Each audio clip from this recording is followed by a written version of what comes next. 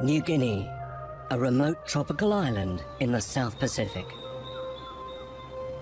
Its forests and foothills are home to a wealth of wildlife, including some of nature's most flamboyant show-offs.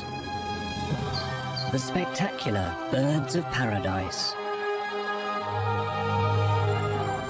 They come in all shapes and sizes, but share a common goal. They need to impress a mate.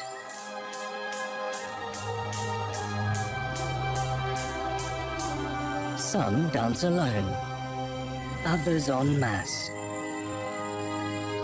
And dance competitions can be tense affairs. Japanese photographer Tadashi Shimada is on a quest to film these elusive extroverts and uncover the secret world of the birds that are designed to dance.